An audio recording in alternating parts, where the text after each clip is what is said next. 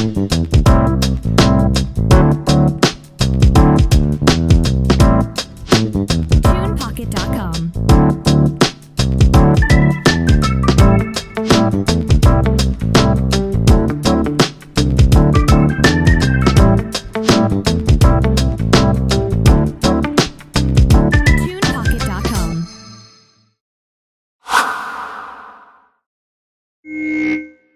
Good day, and welcome to the Sean Farrell podcast. I am Sean Farrell. God is great all the time. All the time, God is great.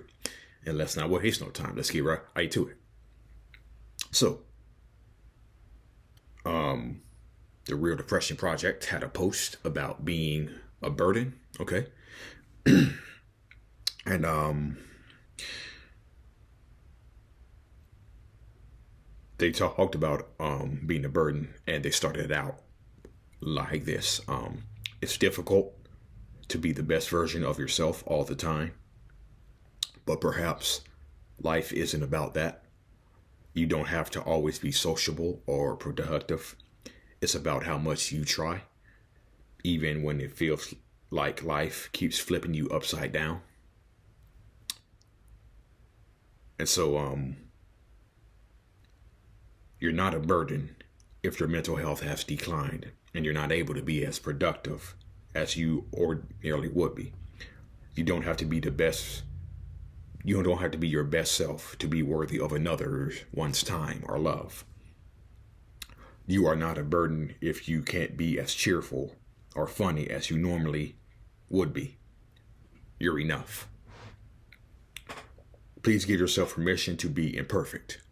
Everyone makes mistakes, and no one deserves to be held to a perfectionistic standards that are impossible to live up to. If you think you're a burden, you're not good enough, or have any other negative beliefs, this can filter out so many positive traits that you have. Be curious about what these are and remain open to seeing them. Okay. So,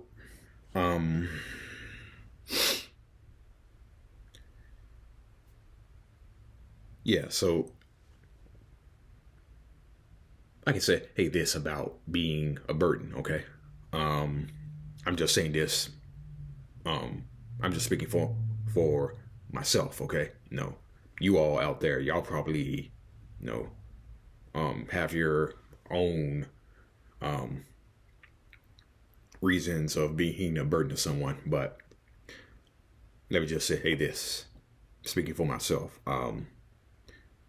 when you feel like you're a burden, when I feel like I'm a burden, what I do is I tend to pay attention to you pay attention to detail a lot more, because when you feel like you're a burden, you pay attention a lot more. You are paying like 110% to every detail, every word, everything that's being said. Okay. And so I remember I was having I was texting with this one friend. Okay. We were texting back and forth, and I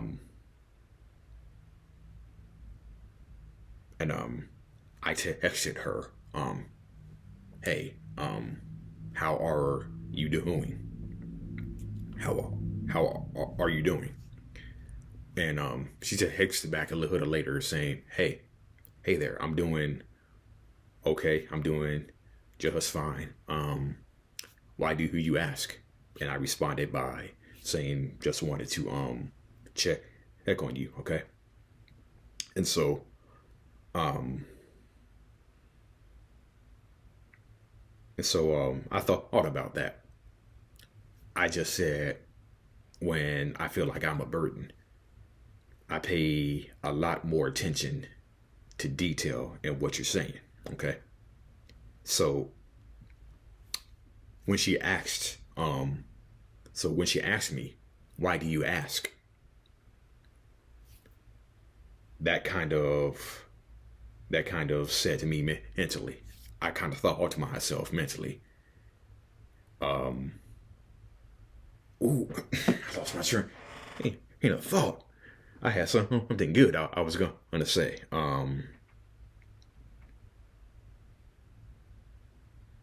Okay, yeah. Okay. Hang back to me. Good. So when she asked the question of, why do you ask? Um, why do you ask? Okay. And I responded by saying, I just want to know. Okay. And I thought about that. Why do you ask? I thought about was she texting me back? Why do you ask? Okay. And so I looked at it in this sense. Okay.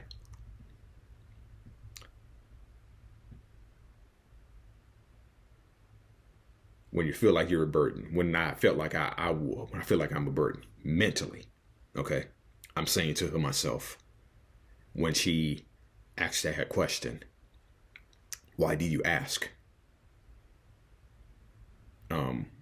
If I'm doing okay, mentally, I'm saying to myself, oh, there must be something wrong with me, okay, I must be a burden to her. And the thing about with me is, if my brain tells me that, if my brain tells me that I'm a burden, then all of a sudden I'm thinking, if I feel the slightest whiff of hesitation from her, that's what I'm thinking, okay? If I feel the slightest hesitation on her part, and if I feel like I'm being a burden to her, and if I'm making her uncomfortable, okay? If I sense the slightest hesitation, if I feel the slightest sense of uncomfortable, of her being uncomfortable, in my mind, I'm like, you know what? I think she's hesitating a little bit. I think she's a bit uncomfortable. I'm not going to mess with her for a long while. I'm not going to do it. I'm just going to stay out of contact with her for a long while. Okay? But that's how I feel. That's how I feel. On top of being a burden. Okay? Now,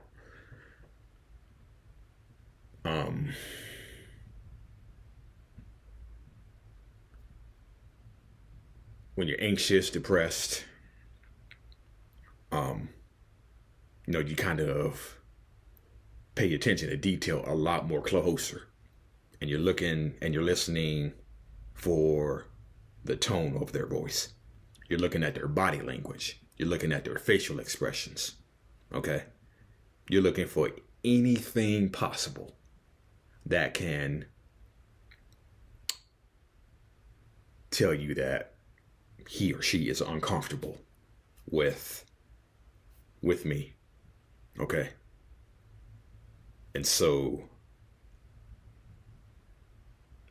you say to yourself, well, I must be making them uncomfortable.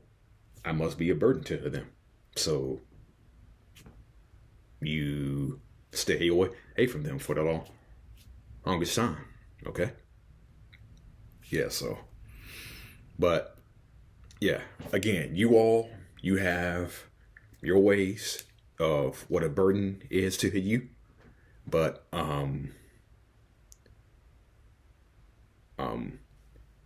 again, if I sense even the slight, but again, I'm just speaking for myself, okay? if I feel the slightest hesitation, if I feel the slightest bit of uncomfortableness, I'm going to leave you alone because I don't want to make you uncomfortable. I don't want to be a burden to you. And I don't. And I don't want to have you to hesitate, even in the slightest way. Okay? So I'm just going to leave you alone. Okay? So, yeah. All right. That's it. And that's all. You all can be in the comments and what does being a burden to someone for you look like? Okay. All right. That's it. That's all for the Sean Farrell podcast. I am out of here. Peace out. God bless. See y'all on the next one.